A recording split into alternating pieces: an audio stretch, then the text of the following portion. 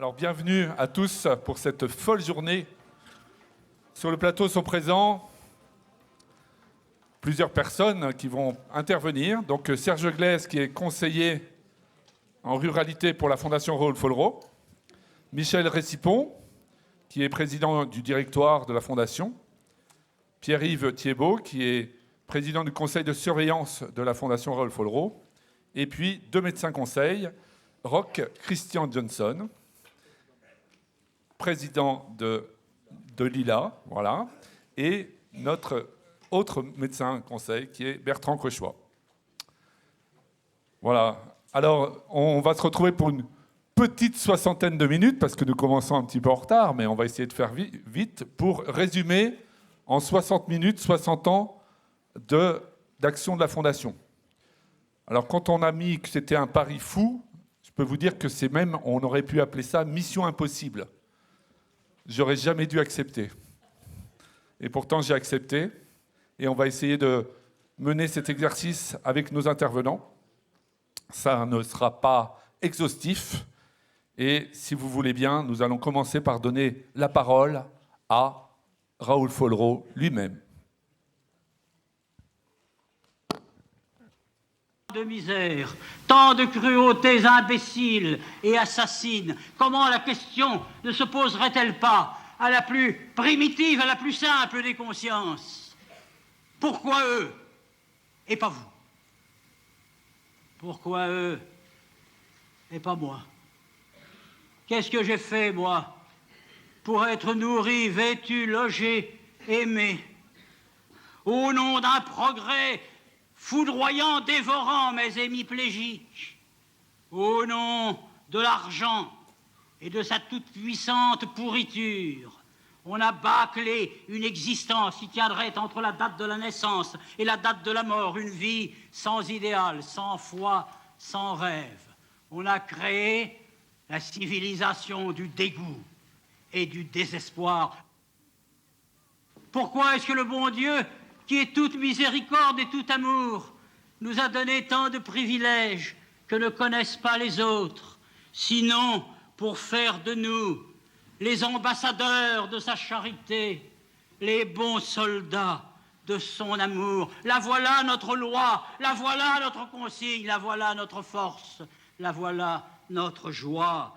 Je me souviens de ce jour où, remontant du Tchad, ou au service au secours des lépreux, j'avais rencontré dans un dispensaire minable au fond d'une brousse terrible des missionnaires en train de découper les draps de leur lit pour faire les derniers pansements. Je me souviens que, remontant du Tchad, je m'étais arrêté à Castel Gandolfo, où le pape, c'était Pie XII en ce temps-là, où le pape m'avait si gentiment reçu. Et lorsque je lui ai exposé toutes les misères, tant de cruauté, tant de douleur, tant d'héroïsme dont j'avais été le témoin, lorsque j'en eus terminé ce plaidoyer qui était presque une prière, il y eut dans le bureau du pape un grand silence tout blanc. Et la voix du pape reprit toute changée. « Oui, me dit-il, oui.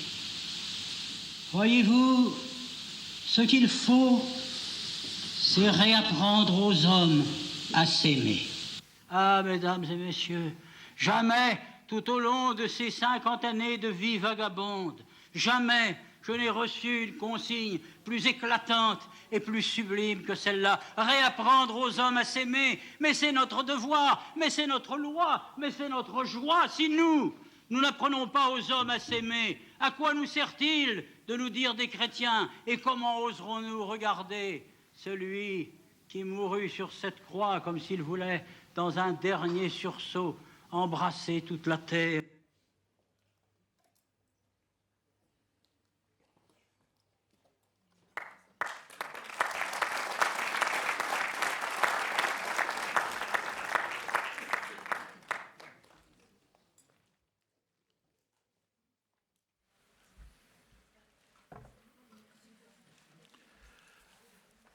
Yann de Roglaude m'a demandé de réaliser une performance à jamais égalée, présenter la vie et l'espérance d'un homme exceptionnel dont l'action a permis de guérir au moins 12 millions de malades, il faut que je le fasse en 9 minutes.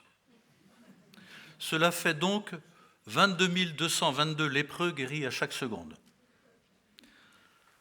En 1936, Raoul, 33 ans, et Madeleine, déjà engagés depuis des années à réconcilier politique, religion et art, rencontrent pour la première fois dans la région de Bamba, au bord du fleuve Niger entre Gao et Tombouctou, des lépreux.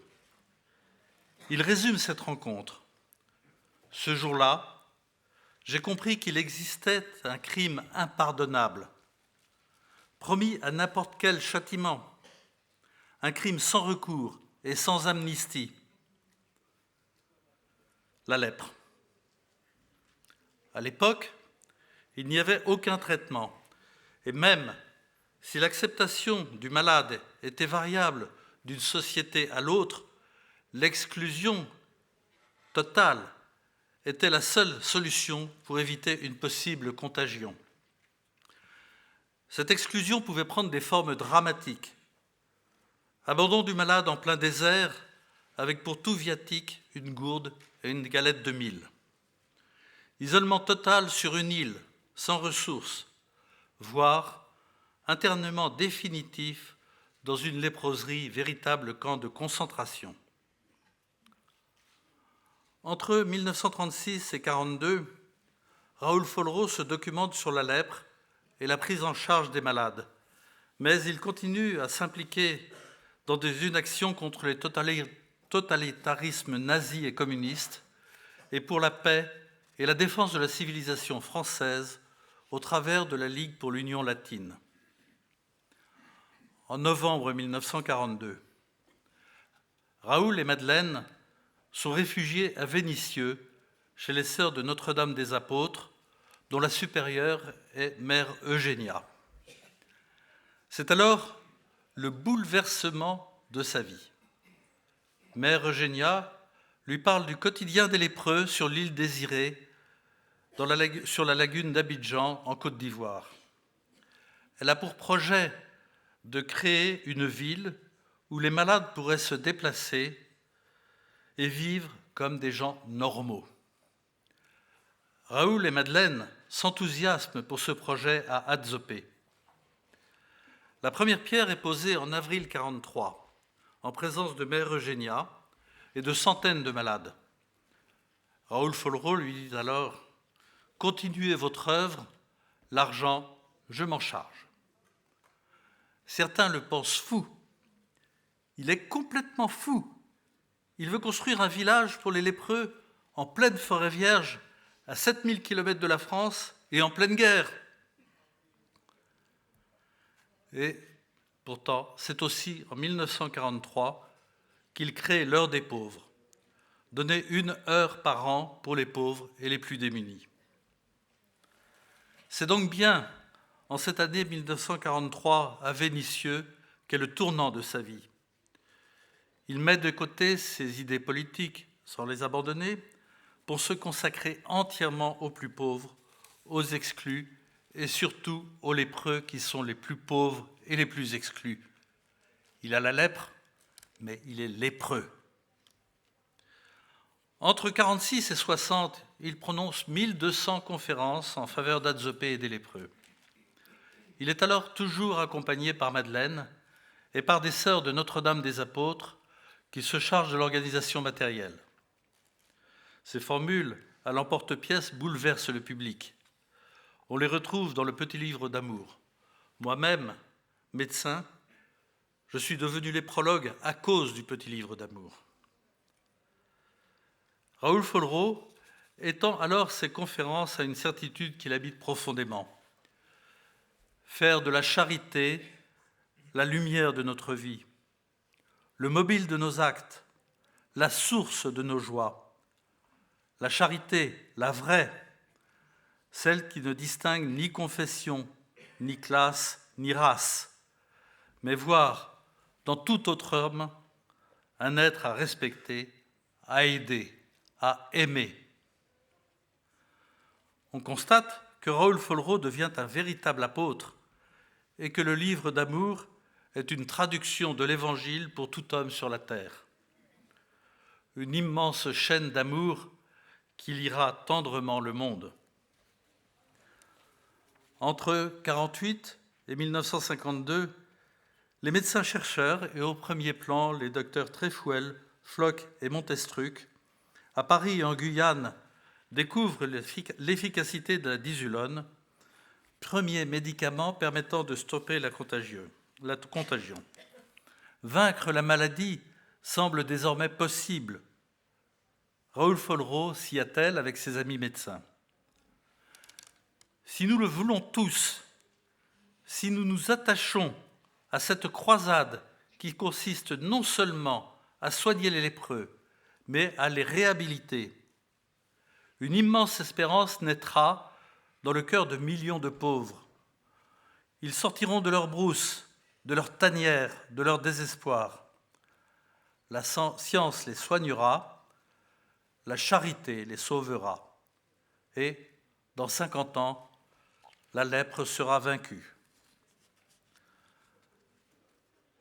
De 1952 à 1972, Raoul et Madeleine deviennent les vagabonds de la charité et font plus de 1 million de kilomètres en visitant les malades et en les approvisionnant en disulone.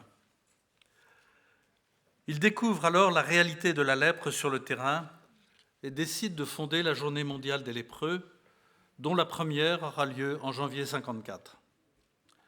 Il veut que ce soit, selon sa formule, un immense rendez-vous d'amour. Ils se battent alors contre des règlements absurdes. Tendant la main à une malade, elle met sa main derrière le dos. On lui explique que le règlement interdit formellement de serrer la main d'un lépreux. Raoul Follereau pose alors la question : est-ce que le règlement interdit de les embrasser ? Silence. Il prend alors la malade dans ses bras, l'embrasse devant tout le monde. Explosion de joie dans l'assistance. Tous les malades viennent l'embrasser. Petit à petit, son exemple et ses rencontres avec les malades parviennent à démythifier la maladie. Les lois d'isolement et d'enfermement des malades sont peu à peu abolies et tombent en désuétude. Le Japon, ayant pourtant été un des premiers pays à utiliser les sulfones, c'est-à-dire la disulone, n'abolira ces lois d'isolement qu'en 1997. Sous l'impulsion du général Richet, médecin général Richet, et de Raoul Follereau, les traitements ambulatoires deviennent la règle en Afrique francophone et sont progressivement adoptés dans les autres parties du monde. Le temps est malheureusement trop court pour raconter toute la bataille de la lèpre menée par Raoul Follereau, Madeleine et tous leurs amis, dont au premier plan le frère d'Avoine. Ceux-ci développent en France de nombreux comités d'aide aux lépreux qui deviendront la colonne vertébrale de la Fondation Raoul Follereau. En 1968, Raoul Follereau désigne André Récipon comme son fils spirituel, son disciple, et le charge d'assurer la poursuite de son œuvre et de créer une association, la Fondation Raoul Follereau. Elle fédère rapidement l'ensemble des comités d'aide aux lépreux. Sous l'impulsion d'André Récipon, cette fondation va devenir l'acteur incontournable de la lutte contre la maladie et prend la tête de toutes les actions visant à améliorer le traitement et les stratégies de soins. C'est notamment dans les années 78-81, grâce au travail de sa commission médicale, que seront élaborés les traitements PCT, polychimiothérapie, permettant de guérir totalement la maladie. Le nombre de malades actifs passera alors de 12 millions en 1978 à moins de 600 000 en 2000. Le rêve de Raoul Follereau, dans 50 ans, la lèpre sera vaincue, se réalise donc en grande partie aujourd'hui. Répondant à un autre appel, la commission médicale de la Fondation se penche sur l'ulcère de Buruli, maladie proche de la lèpre. C'est un autre chapitre de la saga Follereau. En 1968, Raoul Follereau s'adresse à la jeunesse et reprenant un texte écrit en 1936, il écrit « Refusez de mettre votre vie au garage. Refusez aussi l'aventure où l'orgueil a plus de place que le service. Dénoncez, mais pour exalter. Contestez, mais pour construire. Que votre révolte elle-même et votre colère soient amour. Bâtissez le bonheur des autres. Demain aura votre visage. Le monde va en se déshumanisant. Soyez des hommes. » En 1977, Raoul Follereau, de plus en plus affaibli, est gravement malade et meurt le 6 décembre. En 1966, donc 10 ans avant, Raoul Follereau écrivait « La plus grande chance de ma vie, ce fut ma femme. Elle fut mon soutien, parfois ma consolation. C'est à deux seulement qu'on est invincible. » Merci.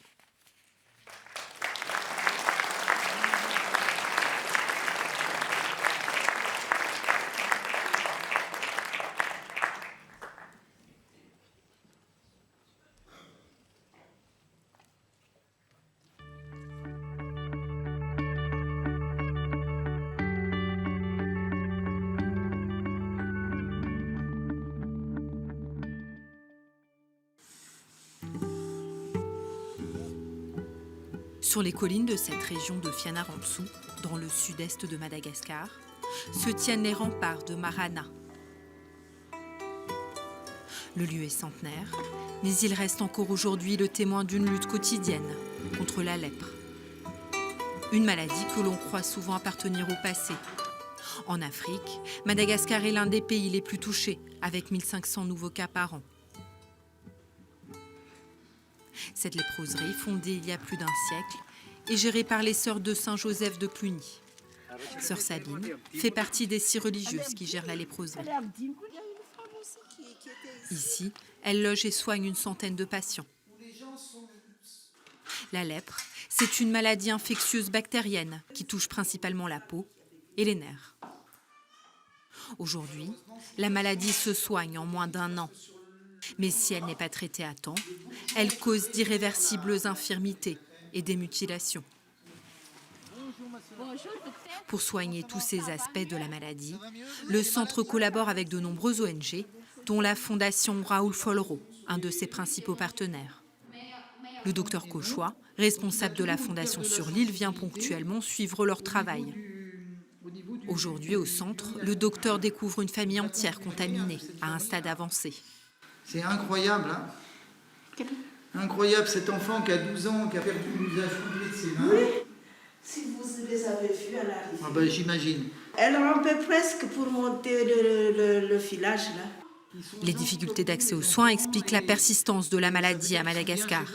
Dans les campagnes, parfois extrêmement difficiles d'accès, le dépistage est souvent tardif, voire impossible. Malheureusement, c'est la résultante d'un faible niveau de vie des populations qui ont un faible accès physique au système de santé, un faible accès financier. Le gros problème de la lèpre, c'est qu'au stade débutant, c'est une simple tache dépigmentée sur la peau. Donc, pourquoi aller consulter dans un centre dont on n'est pas sûr qu'on va être traité? Il faut 2 jours pour y aller. Et en fait, la source de la motivation des gens pour aller consulter, c'est quand le handicap ne leur permet plus de mener une activité pour nourrir leur famille. Cette famille est en voie de guérison, mais des infirmités graves resteront. À cause des diagnostics tardifs, plus de 2 malades sur 10 sont handicapés à Madagascar. La lèpre devient alors une maladie sociale.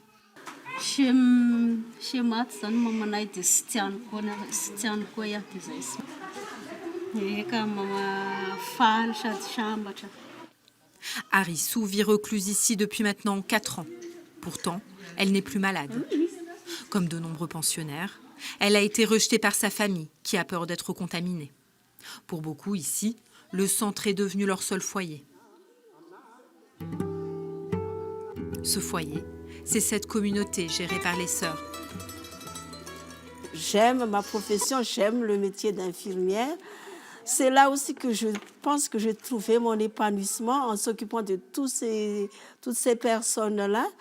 Et d'ailleurs, notre fondatrice, elle dit bien, ayez un cœur maternel pour tous, et tout en soignant leur corps, soignez aussi leur âme qui sont quelquefois bien malades. Donc, je suis là par un esprit missionnaire, quoi. Né missionnaire pour s'occuper vraiment des pauvres, des gens qui ont besoin de services. La première fois, quand j'ai arrivé ici, j'ai peur presque. Mais de temps en temps, c'est presque diminué et après, on a fait la bien relation. Ce regard humain sur les patients, c'est un des enjeux du centre. On ne s'arrête pas à faire les pansements, distribuer les médicaments. Notre expression, c'est mettre la personne debout, quoi. Donc, d'ailleurs, dans notre congrégation, c'est un peu notre charisme, c'est s'occuper de l'homme et de tout l'homme. Il y en a qui arrivent vraiment presque en rampant, ou bien avec les béquilles. Mais debout, c'est-à-dire pas seulement physiquement, mais ce qui fait l'homme, quoi. Mettre ces populations debout, c'est aussi les réinsérer socialement et professionnellement. Ici, si certains malades sont hospitalisés, d'autres restent vivre dans les hauteurs du village, accompagnés par les sœurs. Les malades restent souvent de nombreux mois, même après leur guérison. Ils y trouvent un accompagnement professionnel et dans leur vie quotidienne. Les sœurs dispensent même des cours d'alphabétisation. P, Fa, Fi. À Marana, la prise en charge est intégrale, de la fourniture d'appareillage orthopédique à la réinsertion. La cordonnerie orthopédique, c'est le travail de Roger, ancien malade de Marana. Formé par des orthopédistes spécialisés, c'est lui qui fabrique dans son atelier les chaussures sur mesure des patients.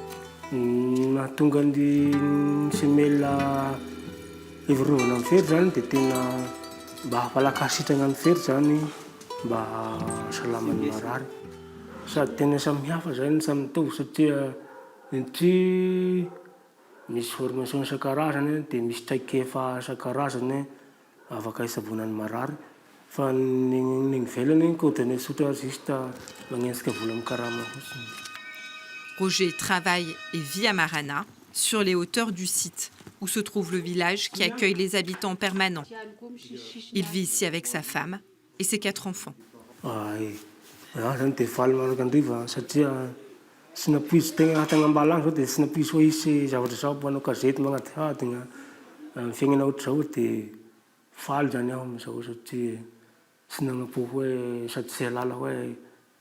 Madagascar est l'un des pays les plus pauvres du monde. L'État est rongé par la corruption et le manque de moyens. Alors les sœurs se battent quotidiennement pour aider les patients à retrouver une vie normale. C'est pas un quelqu'un, mais un Raymond, un VV, un Fanby, un Charles, une Pierrette. Et c'est ça, si on arrive à nommer ces personnes-là autrement que par un lépreux ou un ancien lépreux, ça veut dire qu'ils sont sortis de la lèpre. Mais guérit-on jamais de la lèpre? Maladie de la pauvreté par excellence. Aujourd'hui, 3 millions de personnes dans le monde en souffriraient. Le droit à la santé est pourtant un droit fondamental inscrit dans la Constitution de l'Organisation mondiale de la santé. Alors à Marana, le combat pour la dignité continue.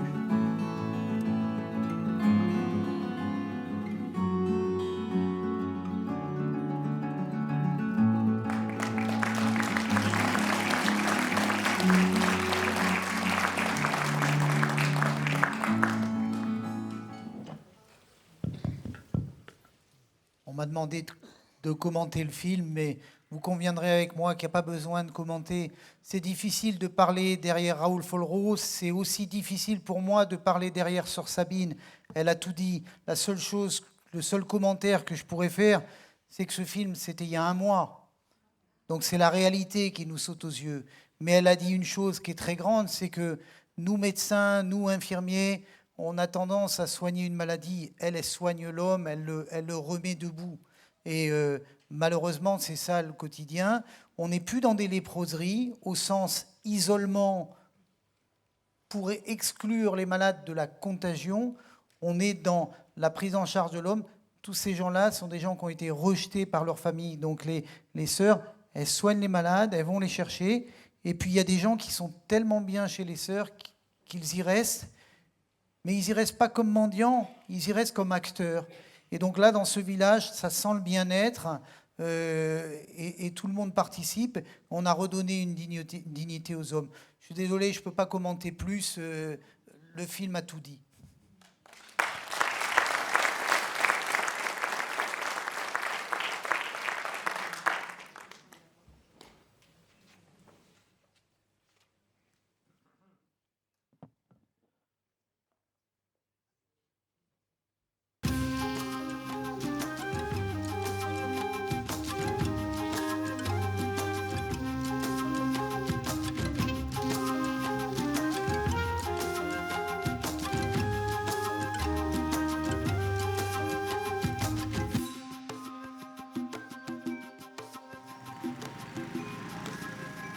C'est à Pobé, une ville située dans le sud-est du Bénin, qu'est érigé en 2002 le centre de dépistage et de traitement de l'ulcère de Buruli, créé par la fondation Raoul Follereau. Doté d'une 50aine de lits, de très nombreux malades y sont dépistés et soignés chaque année. Au total, nous avons environ 350 nouveaux cas chaque année au Bénin. Ça atteint les populations rurales très pauvres, mais ça a besoin d'une prise en charge spécialisée et très coûteuse. Dans ces conditions, le Bénin, à lui seul, ne pouvait pas subvenir à tous les frais liés à la prise en charge. C'est ainsi que le Bénin a envoyé une requête à la Fondation Raoul Follereau afin d'appuyer le pays dans la construction et l'équipement et la mise en service d'un centre de référence pour les départements de Lomé et de Plateau. C'est ainsi qu'on a mis en place un centre de dépistage et de traitement de l'ulcère de Buruli dans la région de Pobé qui s'appelle Centre Raoul et Madeleine Follereau.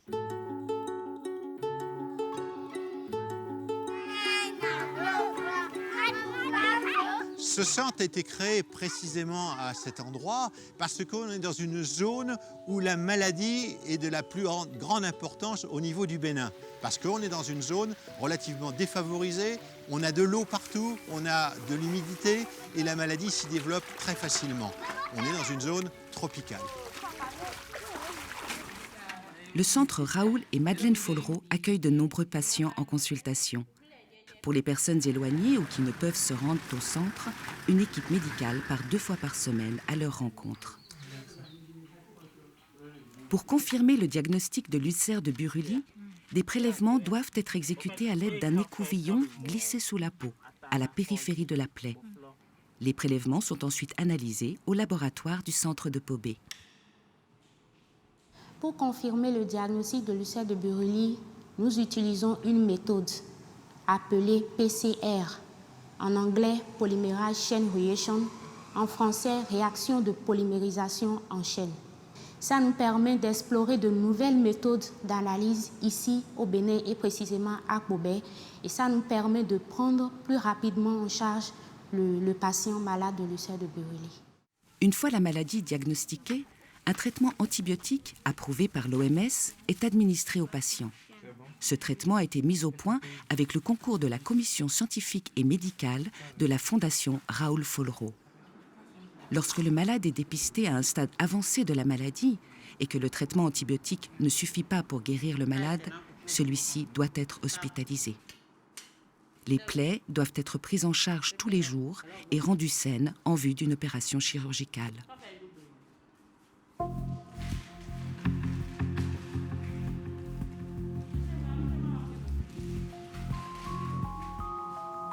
La chirurgie se déroule ainsi en plusieurs étapes. Dans un premier temps, c'est le nettoyage de tout ce qui ne vit plus. Et puis, on procède au comblement de la plaie.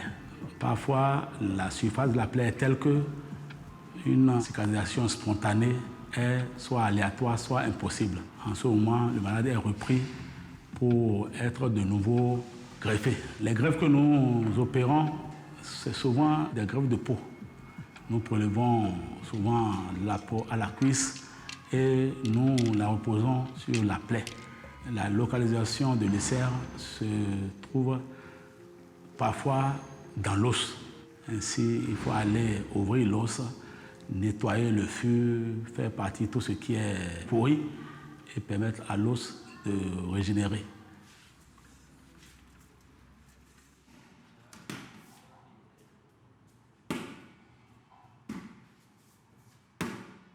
Nous sommes dans le service de l'éducation et adaptation du centre de dépistage et traitement de la lèpre et l'ulcère de Buruuli de Pobé. Le rôle de la kiné, beaucoup plus, pour le résumer, c'est d'empêcher le handicap et de gagner beaucoup plus en capacité fonctionnelle. À quoi servirait un membre qui n'a plus de plaie alors que l'individu a besoin de vaquer à une activité qu'il ne pourra plus faire? Donc, le médecin, les infirmières s'occupent beaucoup plus de guérir la lésion et le côté médical du patient. Nous, on s'occupe à lui redonner un espoir de pouvoir servir à quelque chose dans la vie et dans la société. Après être sortis de l'hôpital, les patients sont suivis pendant 1 an afin de prévenir d'une éventuelle récidive de la maladie.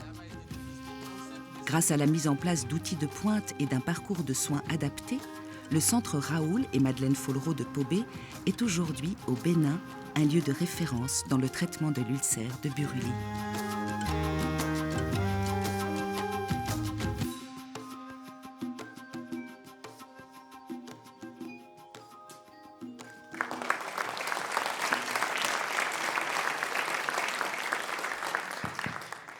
Voilà. Mesdames et messieurs, vous concevez avec moi que nous avons une très belle illustration de l'engagement de la Fondation Raoul Follereau aux côtés des populations les plus pauvres. Je voudrais quand même, si vous me permettez, faire un parallélisme entre ce qui s'est passé dans l'ulcère de Buruuli et ce qui s'est passé dans la lèpre. Figurez-vous que lorsque nous avions envoyé la requête à la Fondation Raoul Follereau pour nous soutenir dans la lutte contre l'ulcère de Buruuli, on connaissait très peu de choses sur cette maladie. On ne connaissait pas son mode de transmission, on ne disposait même pas de traitement. Et même dans les pays, les ministères de la Santé n'étaient même pas au courant que cette maladie existait. La première étape a été d'abord de faire un plaidoyer pour sensibiliser les autorités. Et c'est la Fondation Raoul Follereau qui a pris le devant et on a organisé une conférence internationale à Yamoussoukro en 1998 pour lancer l'initiative mondiale de lutte contre l'ulcère de Buruuli. Mais on ne s'est pas arrêté là. On a répondu à la requête des pays en construisant le très beau centre que vous avez trouvé. Encore une fois, nous avons travaillé avec un paradigme. Pas de médecine au rabais pour les pauvres. Vous avez vu qu'on a fait un centre de qualité, on a des outils diagnostiques et grâce à ce centre, on a développé le premier schéma thérapeutique. Et donc, on a mis au point des essais cliniques qui ont permis de découvrir un traitement efficace pour cette maladie. On a soigné, on a suivi et vous voyez, c'est aussi un très bel exemple d'humanisme. Tant et si bien que l'Organisation mondiale de la santé a envoyé une lettre de félicitations à la Fondation Raoul Follereau pour dire que vraiment que le centre de Pobé est un centre d'excellence pour la lutte contre l'ulcère de Buruuli. Voilà encore un très beau témoignage de ce que la Fondation Raoul Follereau fait pour les populations rurales les plus pauvres. Merci beaucoup.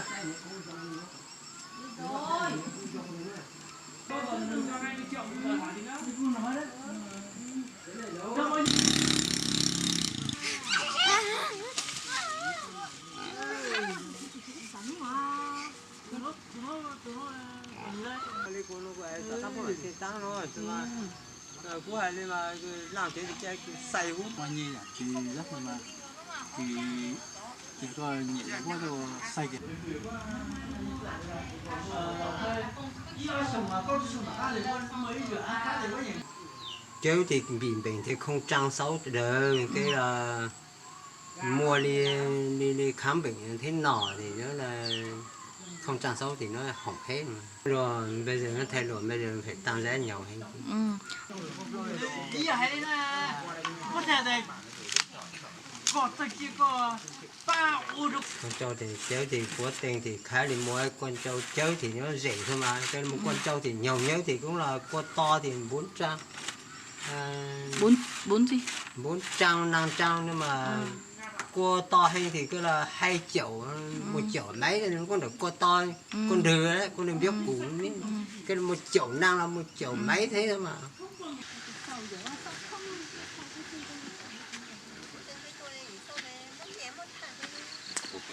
Bác ấy cầm tiền, ông chi đến đâu là bác ấy có trách nhiệm đấy, đây người của bác. Bố hổ, bố này, mình đừng làm nhiều. Cho đầu tiên đúng không? Cho đầu tiên đấy. Còn nãy gì đâu.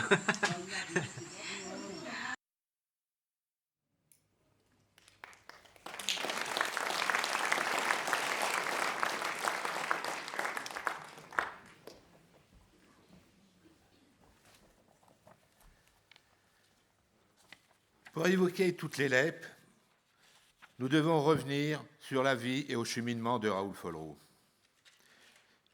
Je vais vous surprendre peut-être, mais le but essentiel de sa vie fut la lutte contre la misère et la paix. À l'âge de 15 ans, il donna sa première conférence sur l'amour, source de paix, suivie par des milliers d'autres en France et dans le monde.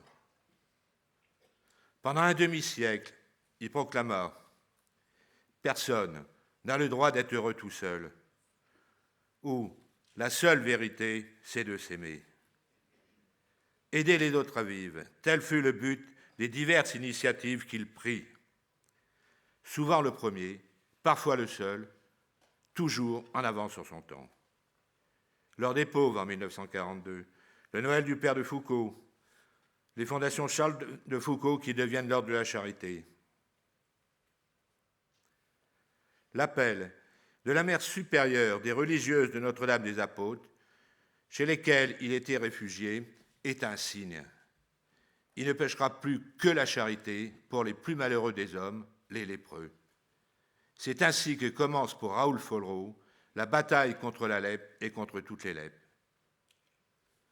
En 1953, il lance l'idée d'une journée mondiale des lépreux, qui sera célébrée le dernier dimanche de janvier, dont il définit les buts.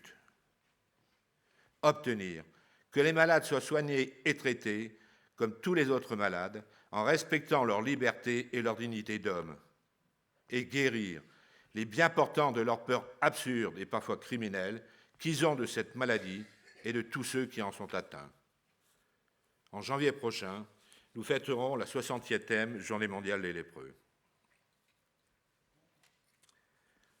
À 65 ans, il passe le flambeau et désigne devant notaire son fils spirituel et successeur, André Récipon, mon père.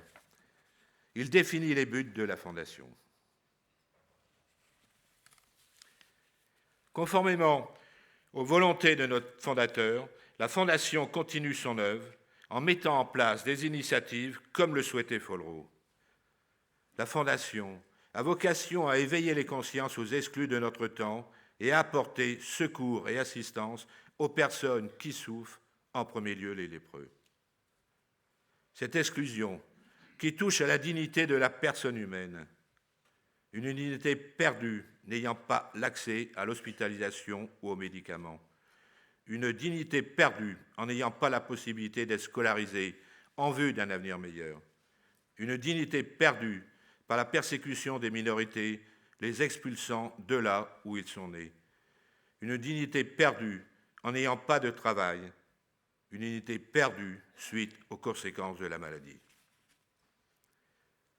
Elle œuvre à la diffusion d'un message de charité et à la mobilisation d'une véritable communauté de générosité qui associe donateurs, partenaires, bénévoles, comme aujourd'hui cette réunion, pour un monde plus juste et plus humain.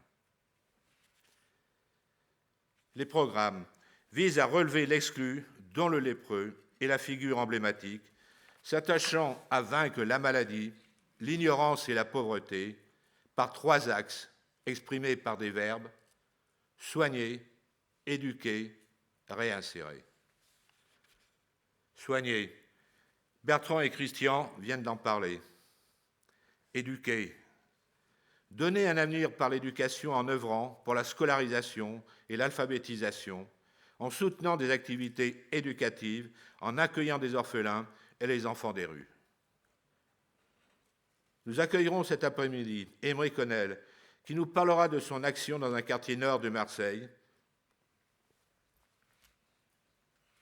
et aussi de Monseigneur Kyrillos, évêque copte à Assiout, de nos actions en Égypte.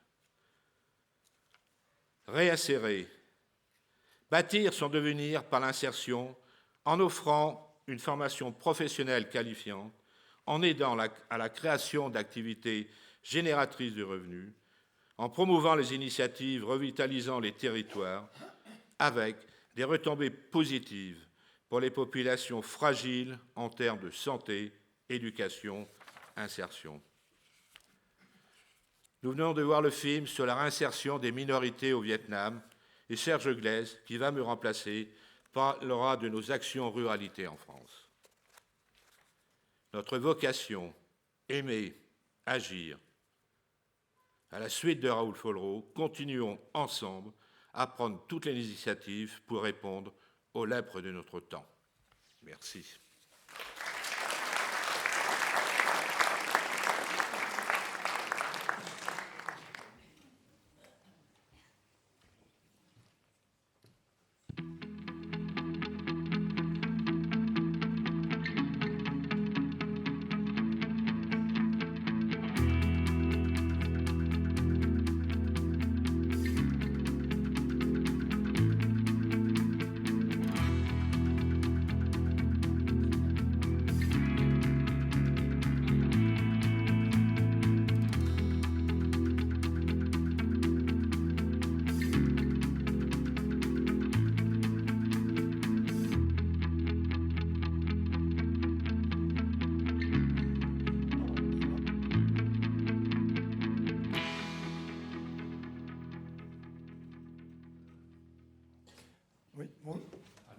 Bonjour à tous.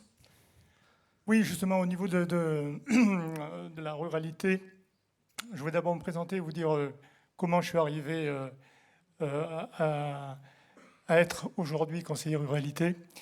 J'ai fait toute ma carrière dans l'automobile, donc j'ai eu un domaine d'expérience qui n'avait rien à voir avec, évidemment, tout ce que vous faites au quotidien. Mais cette expérience était très forte parce que je m'occupais d'un réseau de concessionnaires et j'avais beaucoup d'expérience au niveau des difficultés que rencontraient ces chefs d'entreprise. Donc j'ai fait valoir mes droits à la retraite un peu avant que l'échéance prévue pour justement créer une société de conseil. Et cette société de conseil avait pour but justement d'aider également un certain nombre d'entreprises qui étaient soit en difficulté ou qui étaient en besoin de développement. Et puis très vite, j'ai voulu donner un sens à ma vie parce que sur le plan personnel, je voulais consacrer mon temps libre pour faire quelque chose qui était en adéquation avec mes convictions. Je suis chrétien et puis je partage beaucoup les valeurs de la doctrine sociale de l'Église. Et puis, évidemment, j'étais très attiré par le fondateur, Raoul Follereau, avec ses valeurs, son charisme, ses citations, tout ça me parlait beaucoup. Et puis, lors d'un entretien, j'ai lu un magazine de la Fondation où j'ai vu qu'il y avait un article très intéressant sur la réinsertion par l'emploi dans le monde rural. Et ça m'a beaucoup accroché parce que j'étais en recherche d'une action de bénévolat et j'ai trouvé que c'était vraiment très d'actualité, ce genre de thème, et puis tellement nécessaire. Nous sommes tous à 70% dans les agglomérations, 30% c'est le monde rural, donc il y a une bascule vraiment au niveau depuis quelques années. Et puis le monde rural souffre beaucoup, ils ont beaucoup d'humilité, ils ne le disent pas, quoique avec les Gilets jaunes, on peut voir que les choses ressortent, mais ils sont très humbles et travaillent jusqu'à l'épuisement. Donc du coup, j'étais très motivé. J'ai pris contact avec la Fondation, avec le service ruralité. Et ma prise de décision, c'est dès que j'ai rencontré le responsable ruralité, Rémi Lelon, là, vraiment, j'ai été convaincu. On parle de conviction. Vraiment, j'adhérais vraiment profondément à cette mission qui est très, très belle, qui est très très belle, et j'avais le sentiment de pouvoir faire quelque chose à la mesure où je restais dans mon champ de compétences. Je ne voulais pas sortir de quelque chose que je ne savais pas faire. Et donc, comme j'avais du temps, comme j'avais cette envie de pouvoir rendre service, le mot service avec un grand S, eh bien, on a démarré. Rémi m'a présenté toute l'équipe ruralité, Odile, Catherine, et on a commencé à travailler sur des dossiers, disons des dossiers de porteurs de projets qui étaient déjà installés, mais qui rencontrent des difficultés. Voilà, donc en fait, c'était la spécificité du conseiller ruralité, c'est justement de s'occuper de ces installés qui rencontrent ici ou là des difficultés sur le plan gestion, sur le plan personnel, sur le plan peu importe. Et donc là, le champ est très large.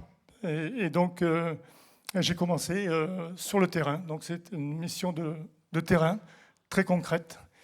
Et l'idée, c'était bien sûr de mettre l'homme au centre. Parce que l'objectif, c'est bien sûr le développement de l'homme, son développement, sa réalisation, sa dignité pour lui et sa famille. Et l'entreprise, son activité n'est qu'un moyen pour y arriver, un vecteur.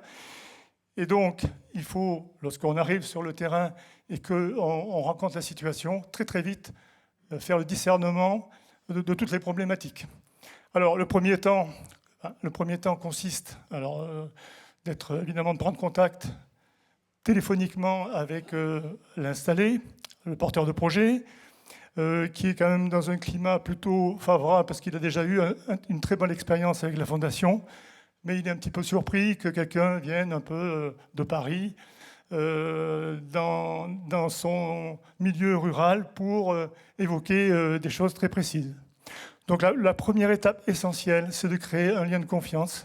Donc dès qu'on arrive sur site, il faut vraiment pouvoir établir un lien de confiance avec l'installé, de manière à ce qu'il puisse lui-même se décontracter, pouvoir exprimer ses difficultés, qui sont souvent enfouies et qu'il cache. Donc il y a ce temps qui est absolument nécessaire, le temps d'aller sur place, de visiter les installations, de comprendre le contexte, de regarder, de poser des questions ouvertes, parce qu'il faut qu'il puisse exprimer. Le conseiller ruralité est un catalyseur, un coach, un conseil, mais celui qui doit prendre la décision, c'est l'opérateur. Celui qui est aux commandes, c'est l'opérateur. Et donc, on est là pour donner une impulsion. Serge, donc, si je peux me permettre, en préparant, et ça m'a paru essentiel quand on a préparé ensemble, c'est que vous avez dit, quand vous rencontrez quelqu'un sur le terrain, vous ne vous mettez jamais en face de lui. Oui, c'est vrai. C'est vrai qu'il y a une attitude même physique, parce que, évidemment, on n'est pas des donneurs de leçons. Ce sont des experts dans leur métier. Ils connaissent parfaitement. On a affaire à des commerçants, à des artisans, à des exploitants du monde agricole. Il est hors de question de leur apprendre leur métier. C'est leur domaine d'expertise. Par contre, ils ont des points, notamment en gestion administrative, en gestion financière, en gestion commerciale, en marketing, en relation avec leurs banquiers, leur relation avec l'expert comptable. Ils sont vraiment souvent assez démunis par rapport à ça, et ça souffre dans l'entreprise parce que ce domaine indispensable de gestion est mis de côté. Et c'est vrai qu'il faut justement, même par une attitude très bienveillante, très amicale, par exemple physiquement, dans la mesure du possible, j'essaie de me mettre non pas en face de manière pas en face à face avec quelqu'un qui vient de l'extérieur, qui vient de la région parisienne et qui vient leur apprendre leur métier. Pas du tout. J'essaie de me mettre côte à côte et la problématique est sur la table. C'est-à-dire qu'on est deux à traiter une problématique et ce n'est pas un face à face où il y en a un qui sait et l'autre qui ne sait pas. Donc voilà, cette approche est très importante. Les inconscients communiquent, comme vous le savez. Et donc, à partir du moment où il y a une dynamique qui se crée, eh bien, après, on peut aborder des sujets plus analytiques, plus techniques, et notamment la technique des points forts et des points faibles. On passe une demi-heure à lister tous les points forts de l'exploitation, tous les points forts qu'il a. Ça peut être un métier, un emplacement, etc. Et une fois qu'on a listé tous ces points forts, le porteur de projet se sent conforté, il n'avait même pas réalisé lui-même. Et après, on aborde les points à améliorer. Donc du coup, lorsqu'on va traiter tous les problèmes qui peuvent mettre en péril la pérennité de l'entreprise, eh bien, on va d'ailleurs sélectionner ensemble les éléments qui sont absolument risqués, hein, c'est-à-dire qui sont prioritaires, qui sont urgents, et si on ne fait rien, on met à mal la pérennité de l'affaire. Alors à ce moment-là, on va utiliser les points forts au service de ces points améliorés pour créer un plan d'action et aller de l'avant. Donc le plan d'action est validé par le porteur de projet, c'est son propre plan d'action, c'est pas celui de la fondation. Il va s'inscrire par rapport à ça, il va mettre des moyens. Il m'arrive de contacter les experts comptables, quand ils ont des experts comptables qui s'occupent d'eux, le banquier, d'aller faire des rendez-vous avec le banquier pour trouver des plans de financement, des situations pour améliorer la trésorerie. Et puis après, il y a un suivi qui est fait avec l'équipe ruralité, hein, avec toute l'équipe, et moi-même, évidemment, pour que, dans le temps, on suive l'évolution du projet. Merci Serge. Vous voyez, on Voilà. a affaire à un passionné, des passionnés. Ils sont aussi tous passionnés. Et en fait, avec ce petit panel de présentation, il y a quelque chose qui est commun, il me semble, à tous. C'est dans l'accompagnement de la personne humaine. C'est en vue de le remettre debout, dans la confiance, remettre la personne debout, que ce soit, bien sûr, on l'a vu dans les équipes médicales à Madagascar, au Bénin et dans tous les pays, au Vietnam aussi, et bien sûr aussi dans les zones rurales. Donc merci à chacun d'entre vous hein, pour cette petite vision un peu rapide, mais je pense qu'à la Fondation Raoul Follereau, vous voyez, on est hyper performant parce qu'on arrive à faire en 50 minutes, on arrive à caser 60 minutes. Donc déjà, c'est un bel exploit, parce qu'on a commencé un petit peu en retard et on finit à l'heure. Donc merci à chacun. Donc le petit jingle va raccompagner par le son ceux qui sont sur le plateau. Et puis nous allons avoir une petite présentation par Pierre-Yves de la séquence suivante, donc de Fabrice Adjadj.